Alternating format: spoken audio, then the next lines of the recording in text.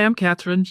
Hi, I'm Gail, and welcome to Women Over 70 Aging Reimagined, our weekly award-winning podcast. Visit womenover70.com to learn how you may become involved. Join Aging Reimagined Circle and enjoy free participation in our online monthly programs. And thank you for listening. Hi, I'm Catherine. We want to thank our sponsor, Skintensive. As skin ages, it becomes more fragile and bruises easily, especially on the back of your hands or forearms. I'm loving Skintensive Bruise Cream, developed by Harvard-trained dermatologists specifically for mature skin. It gently moisturizes and helps bruises fade faster.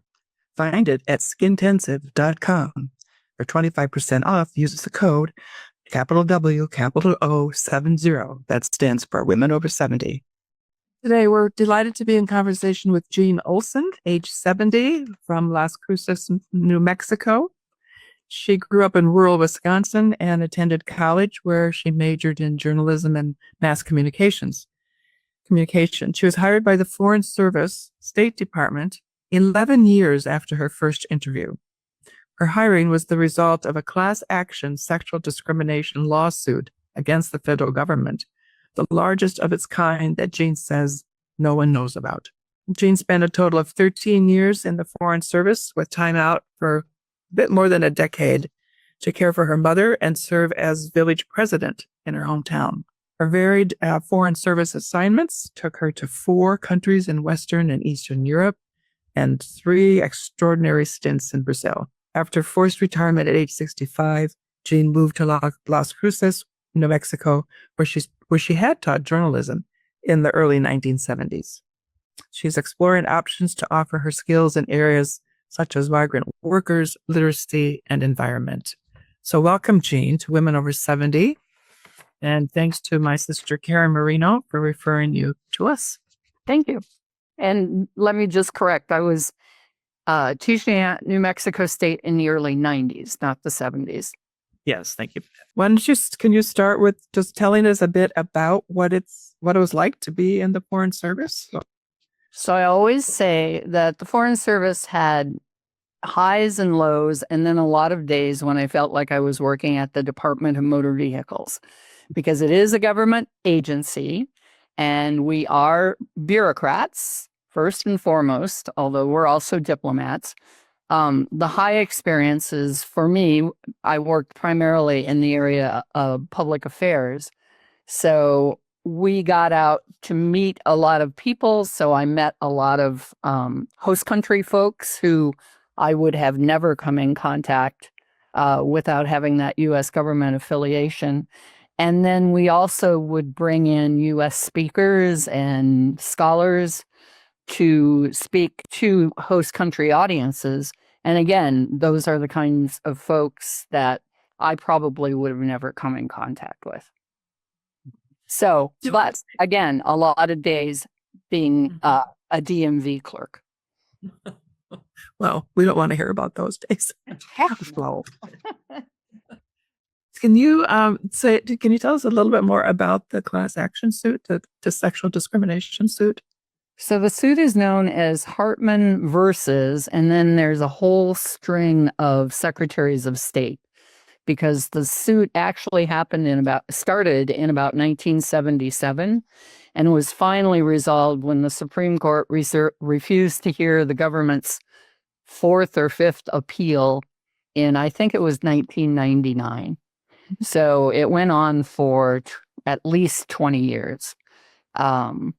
And I want to give a shout out to the law firm that took that on, whose name I can't remember at this moment, but they took it on pro bono and they carried it pro bono for those entire 20 years and did not get anything except actual cost reimbursement until there finally was a settlement of the lawsuit in 1999. So it started as a suit on the civil service side. So within foreign service agencies, there are 2 sides, 2 at least two employment tracks. One is the civil service that we're all familiar with government employees, and that's what most domestic government employees are under, is that employment track. And then in the Foreign Service, there's also what we call the Foreign Service. So I was actually a Foreign Service officer, not a civil service employee. But this lawsuit started with a civil service an employee who was going to be working on the civil service side, filing a sexual discrimination in hiring suit.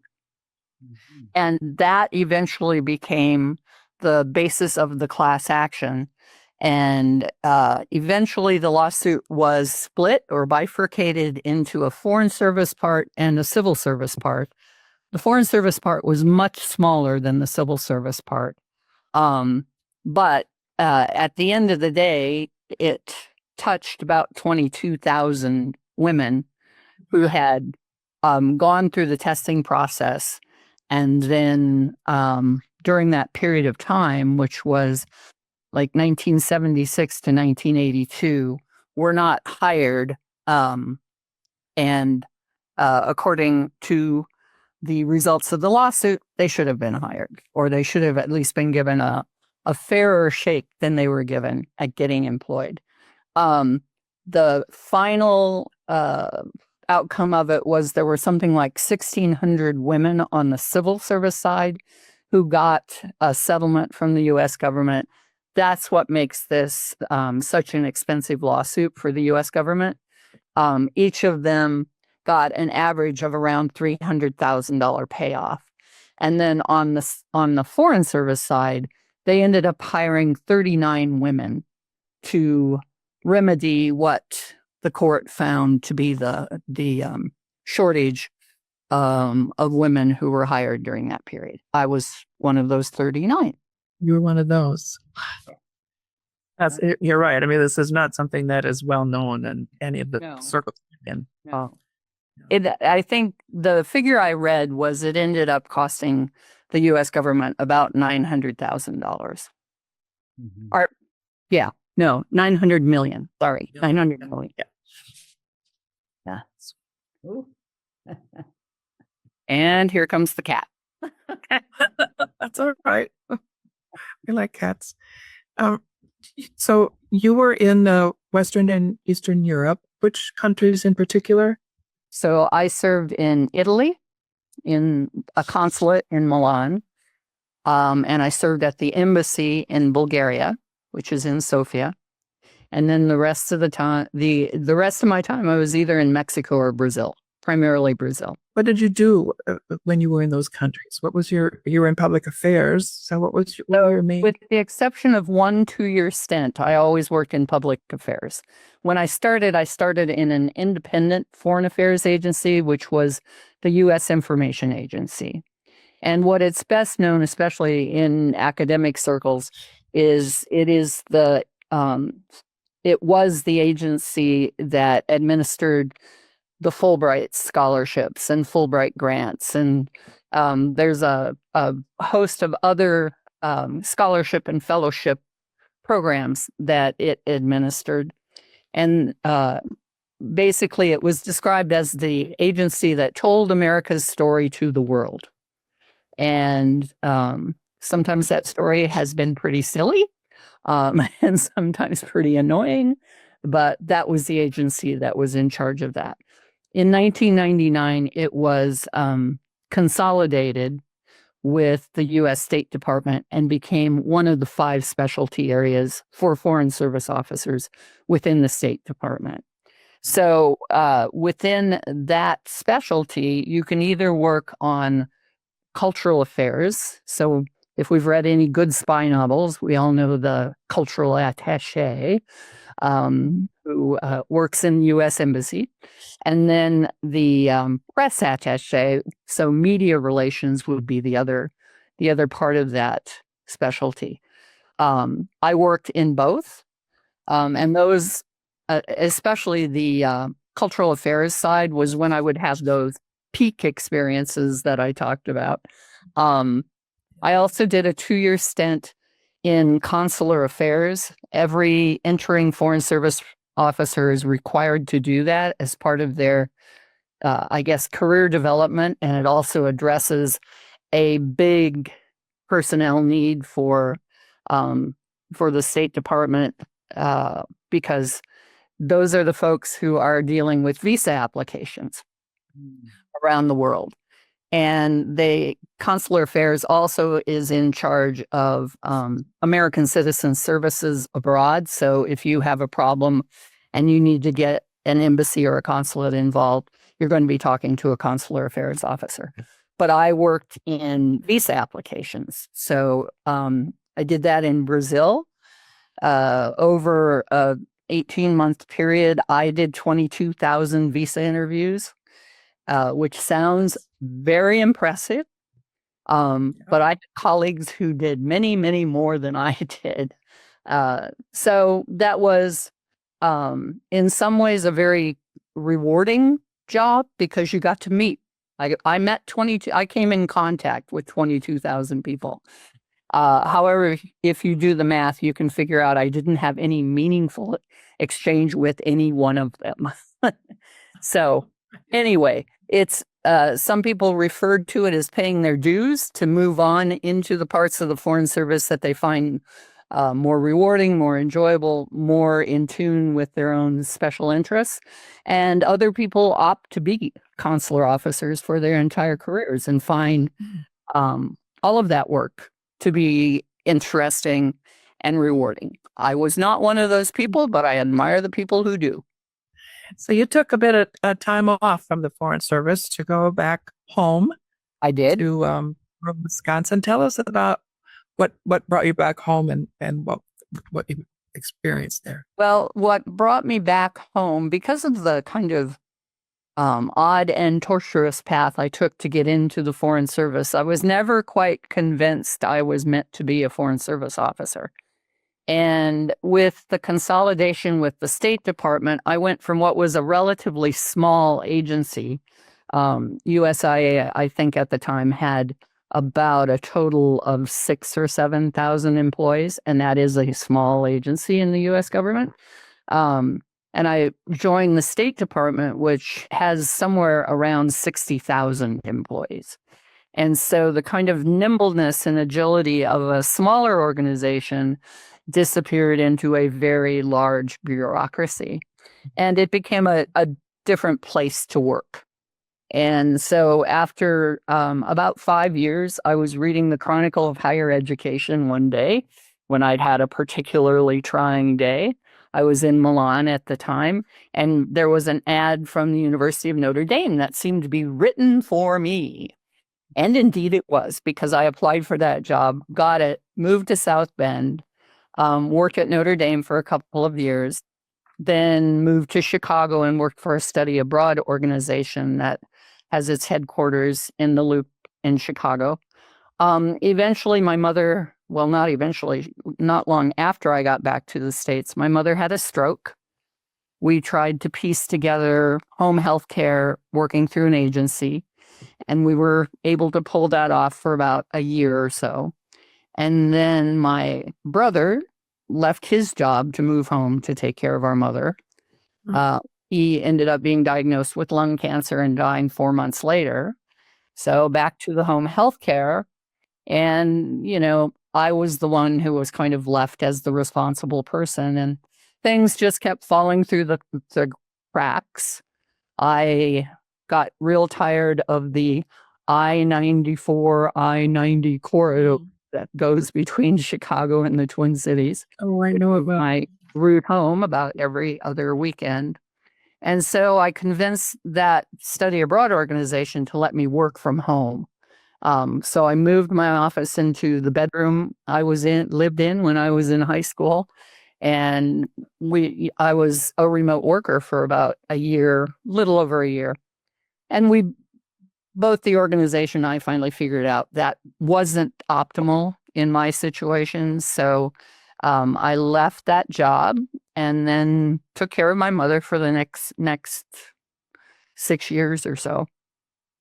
in the course of that, some things came up in the village of Colfax, Wisconsin, and I stepped forward, put my name forward to fill in for a city council or village council position. Eventually got appointed to the village council, and then eventually was appointed to become the village president of that group of 7 people, and then ran for election at the next election. So I ended up being village president for about 3.5 years. Again, the population of Colfax? About 1,000, 1,100. Tiny town. But I do remind people that we offer most of the same municipal services that are offered by much larger municipalities. It is a volunteer position. I think we used to get $50 for attending a board meeting. So, and I was in the town where I grew up. So everybody knew who the village president was, and they knew how to find me. And often did. During that period of time when I was taking care of my mother, I also had a part-time job managing the nutrition site for the county in Colfax. So it was a satellite nutrition site. So they ran a senior nutrition program. And that's where the Meals on Wheels came out of. And then we also had, they call it congregate dining. So people came in 4 days a week and had lunch together. So I did that as well for about, I think, 4 years. An awful lot of services for, sorry, Catherine, an awful lot of services for a very small community like that. Right. But most small communities, at least in the Midwestern states, have, and they have a library, they have a police force, they have an ambulance squad, they have all of the normal kinds of municipal problems. When I went in as a former cultural affairs officer, I was like, we're going to do cultural events in Colfax. And within a week, I was talking street repair and sewer repair. So the reality reared its ugly head. It was a real bird's eye view of local politics. So. And then you went back into the Foreign Service? So my mother died, and I had actually not run for re-election to be village president. So that responsibility was no longer a part of the equation. And I was 57 years old. It was 2011. So we were in a recession. I'd been out of the labor market for about 7 years, except for my part-time job as a senior center nutrition manager. So I was like, well, when the dust cleared, what do I do with my life? I need to do something that will help segue me into a retirement where I'm not, as I said, living on a grate in downtown Washington, D.C. So the Foreign Service served to meet a lot of those objectives for me. And I knew how to pass the exams. So I did all of the process over again and came in as what we call a baby diplomat. And that's when I did the 2 of the 3 Brazil stints was on that second time around. And that's when I did the consular services. So what is a baby diplomat? You had to start all over? Had to start all over. Yep. Really? Yeah. So it was kind of an odd situation because my peers from the previous time were getting up into the very high ranks of the diplomatic corps, and I was a baby diplomat. But it served your purpose. It served my purposes. It was also a good lesson in humility. But primarily it served a number of purposes that I had. Interesting that you mentioned that your father contracted lung cancer and died within 4 months. That was my brother. It's your brother. Sorry. And it brought me back to the memory of my own father, who contracted lung cancer and died within 3 months. Mm-hmm. Yep. It happens. Yeah, very fast. Yes. Non-smoker, doesn't matter. Let's see. At that time, 20% of lung cancer victims were non-smokers. I don't know what that number is today. This was 22 years ago. Let's bring you into the present here in New Mexico. What brought you? Well, Mexico. first off, I'm sure you know that their license plate says the land of enchantment. And I always say, and it doesn't say that for nothing. I had taught at New Mexico State University, which is the second largest university in the state, located in Las Cruces, the second largest city in the state, from 89 to 94.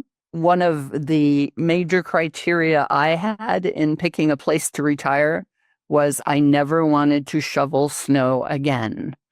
And Las Cruces fits that bill. I have not had to shovel snow since I moved here 6 years ago. It also has a university in town, which I think makes a huge difference as far as the kind of cultural opportunities and educational opportunities. I actually did an exercise where I pulled together addresses from my email address book, to see where I had clusters of friends, because I also needed to have some kind of a support network. And it came down to Las Cruces, Las Vegas, Nevada, and then Central Oregon, where I have a lot of relatives. And I opted for Las Cruces, partly because I knew housing prices were affordable as well. So I was able to actually buy my house outright, which makes a huge difference as far as peace of mind financially. And as I said, haven't had to shovel snow. And there are all kinds of good Mexican restaurants around here.